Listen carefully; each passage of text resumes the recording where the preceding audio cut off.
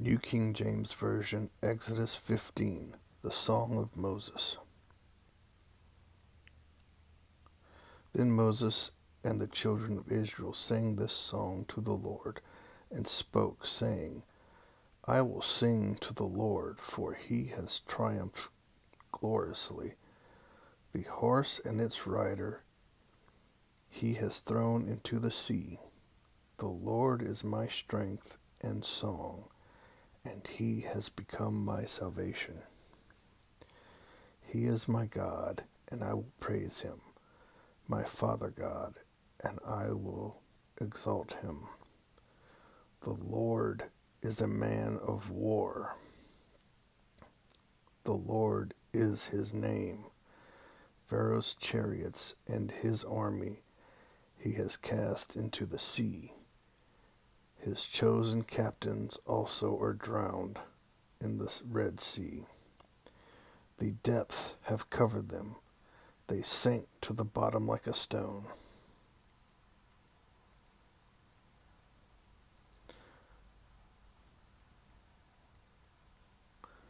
Your right hand, O Lord, has become glorious in power.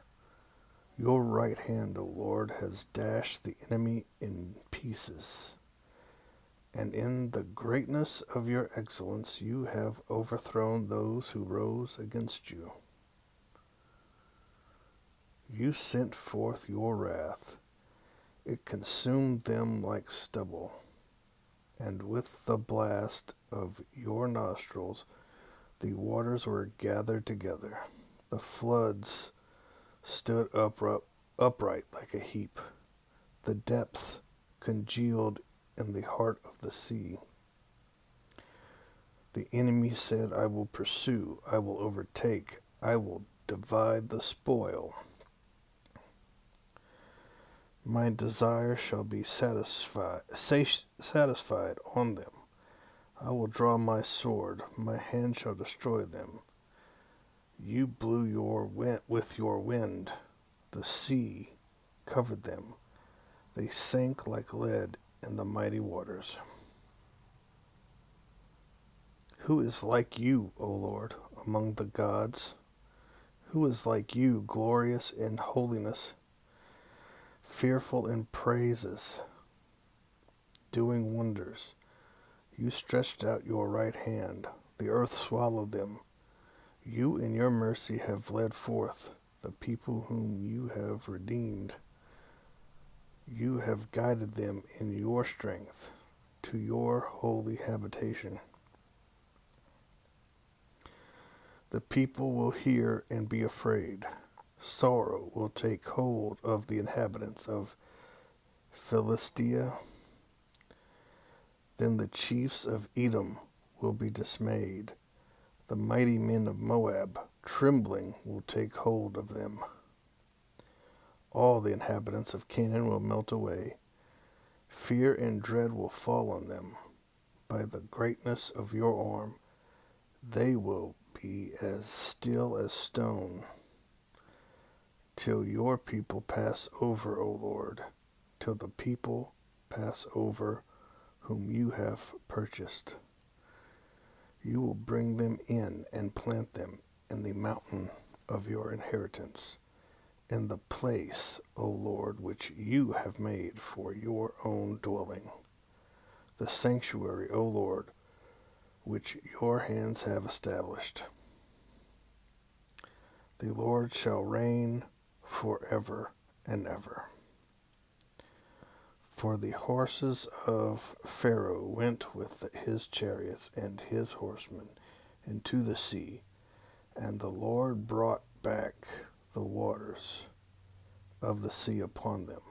But the children of Israel went on dry land in the midst of the sea. The Song of Miriam. Then Miriam, the prophetess, the sister of Aaron, took the timbrel in her hand, and all the women went out after her with timbrels and with dances. And Miriam answered them, Sing to the Lord, for he has triumphed gloriously. The horse and its rider he has thrown into the sea. Bitter waters made sweet. So Moses brought Israel from the Red Sea. Then they went out into the wilderness of Shur. And they went 3 days into the wilderness and found no water. Now when they came to Marah, they could not drink the waters of Marah, for they were bitter. Therefore the name of it was called Marah. And the people complained against Moses, saying, "What shall we drink?" So he cried out to the Lord, and the Lord showed him a tree, which he cast into the waters. The waters were made sweet. There he made a statute and an ordinance for them. And there he tested them, and said, "If you diligently heed the voice of the Lord your God, and do what is right in his sight, give ear to his commandments, and keep all his statutes, I will put none of the diseases on you which I have brought on the Egyptians, for I am the Lord who heals you." Then they came to Elim, where there were 12 wells of water and 70 palm trees, so they camped there by the waters.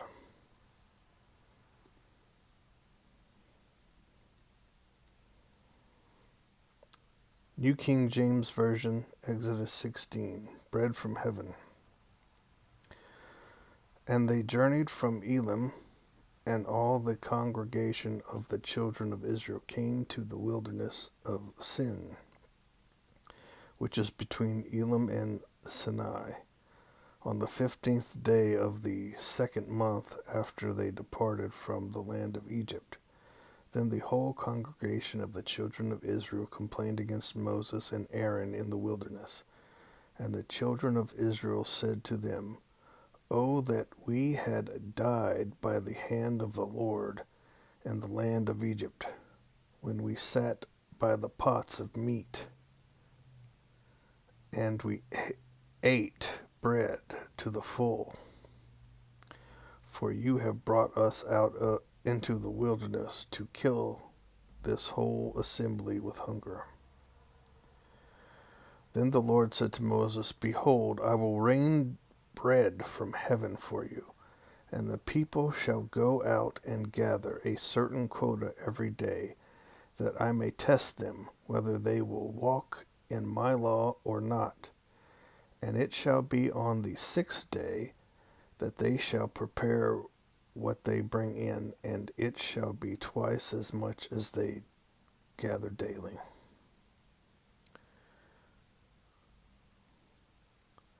Then Moses and Aaron said to all the children of Israel, "At evening you shall know that the Lord has brought you out of the land of Egypt. And in the morning you shall see the glory of the Lord, for he hears your complaints against the Lord. But what are we, that you complain against us?" Also Moses said, "This shall be seen when the Lord gives you meat to eat in the evening, and in the morning bread to the full. For the Lord hears your complaints, which you make against him. And what are we? Your complaints are not against us, but against the Lord." Then Moses spoke to Aaron, "Say to all the congregation of the children of Israel, come near before the Lord, for he has heard your complaints." Now it came to pass, as Aaron spoke to the whole congregation of the children of Israel, that they looked towards the wilderness, and behold, the glory of the Lord appeared in the cloud. And the Lord spoke to Moses, saying, "I have heard the complaints of the children of Israel. Speak to them, saying, At twilight you shall eat meat, and in the morning you shall be filled with bread, and you shall know that I am the Lord your God." So it was that quail came up at evening and covered the camp, and in the morning the dew lay all around the camp. And when the layer of dew lifted, there on the surface of the wilderness was a small round substance, as fine as frost on the ground. So when the children of Israel saw it, they said to one another, "What is it?" For they did not know what it was. And Moses said to them, "This is the bread which the Lord has given you to eat. This is the thing which the Lord has commanded. Let every man gather it according to each one's need. 1 omer for each person, according to the number of persons. Let every man take for those who are in his tent." Then the children of Israel did so, and gathered some more, some less. So when they measured it out by omers, he who gathered much had nothing left over, and he who gathered little had no lack. Every man had gathered according to each one's need. And Moses said, "Let no one leave any of it till morning." Notwithstanding, they did not heed Moses, but some of them left part of it until morning, and it bred worms and stank, and Moses was angry with them. So they gathered it every morning, every man according to his need, and when the sun became hot, it melted. And so it was on the 6th day that they gathered twice as much bread, 2 omers for each one. And all the rulers of the congregation came and told Moses. Then he said to them, "This is what the Lord has said. Tomorrow is a Sabbath rest, a holy Sabbath to the Lord. Bake what you will bake today, and boil what you will boil, and lay up for yourselves all that remains, to be kept until morning." So they laid it up till morning, as Moses commanded, and it did not stink, nor were there any worms in it. Then Moses said, "Eat that today, for today is a Sabbath to the Lord. Today you will not find it in the field. 6 days you shall gather it, but on the 7th day, the Sabbath, there will be none." Now it happened that some of the people went out on the 7th day to gather, but they found none. And the Lord said to Moses, "How long do you refuse to keep my commandments and my laws? See, for the Lord has given you the Sabbath. Therefore he gives you on the 6th day bread for 2 days. Let every man remain in his place. Let no man go out of his place on the 7th day."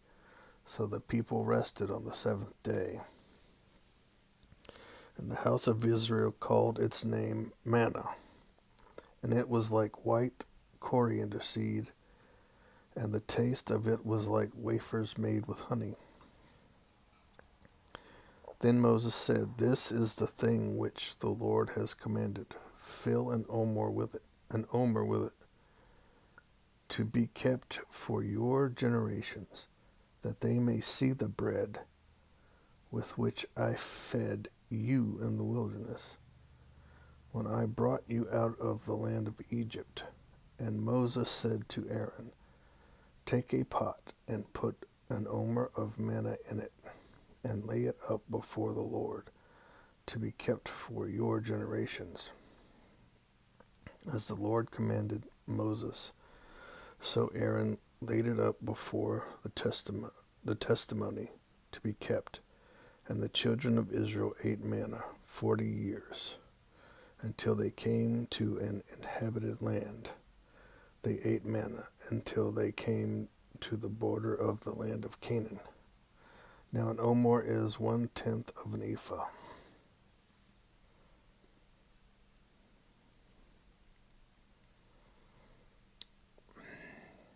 New King James Version, Exodus 17. Water from the rock. Then all the congregation of the children of Israel set out on their journey from the wilderness of Sin, according to the commandment of the Lord, and camped at Rephidim. But there was no water for the people to drink. Therefore the people contended with Moses and said, "Give us water, that we may drink." So Moses said to them, "Why do you contend with me? Why do you tempt the Lord?" And the people thirsted there for water. And the people complained against Moses and said, "Why is it you have brought us up out of Egypt to kill us and our children and our livestock with thirst?" So Moses cried out to the Lord, saying, "What shall I do with this people? They are almost ready to stone me." And the Lord said to Moses, "Go on before the people, and take with you some of the elders of Israel. Also take in your hand your rod with which you struck the river, and go. Behold, I will stand before you there on the rock of Horeb, and you shall strike the rock, and water will come out of it, that the people may drink." And Moses did so in the sight of the elders of Israel. So he called the name of the place Massah, and Meribah, because of the contention of the children of Israel, and because they tempted the Lord, saying, "Is the Lord among us or not?" Victory over Amalekites. Now Amalek came and fought with Israel in Rephidim, and Moses said to Joshua, "Choose us some men and go out to fight with Amalek. Tomorrow I will stand on the top of the hill with the rod of God in my hand." So Joshua did as Moses said to him, and fought with Amalek. And Moses, Aaron, and Hur went up to the top of the hill. And so it was, when Moses held up his hand, that Israel prevailed, and when he let down his hand, Amalek prevailed. But Moses' hands became heavy, so they took a stone and put it under him, and he sat on it. And Aaron and Hur supported his hands, one on one side and the other on the other side, and his hands were steady until the going down of the sun. So Joshua defeated Amalek and his people with the edge of the sword. Then the Lord said to Moses, "Write this for a memorial in the book and recount it in the hearing of Joshua, that I will utterly blot out the remembrance of Amalek from under heaven." And Moses built an altar and called its name, "The Lord is my banner," for he said, "Because the Lord has sworn, the Lord will have war with Amalek from generation to generation.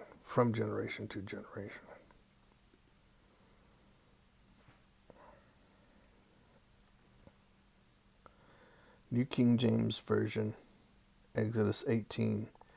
Jethro's advice.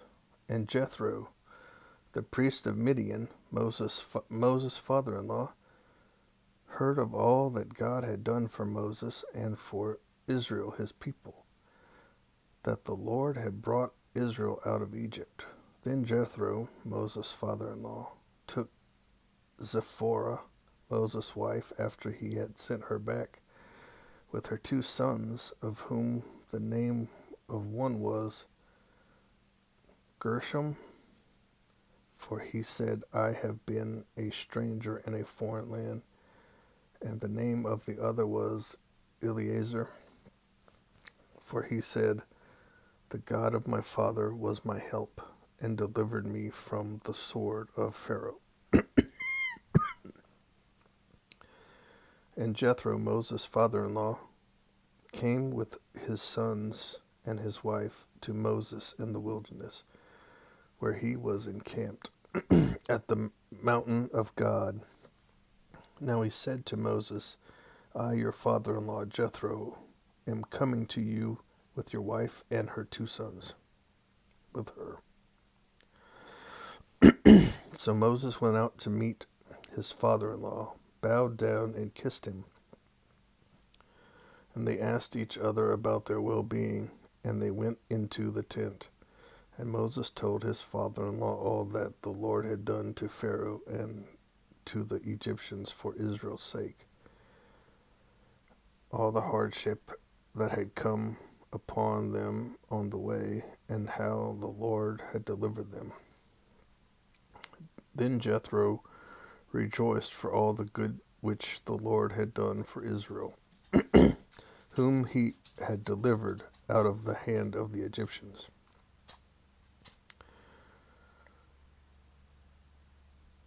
And Jethro said, "Blessed be the Lord who has delivered you out of the hand of the Egyptians, and out of the hand of Pharaoh, and who has delivered the people from under the hand of the Egyptians. Now I know that the Lord is greater than all the gods, for in the very thing in which they behaved proudly, he was above them." Then Jethro, Moses' father-in-law, took a burnt offering and other sacrifices to offer to God. And Aaron came with all the elders of Israel to eat bread with Moses' father-in-law before God.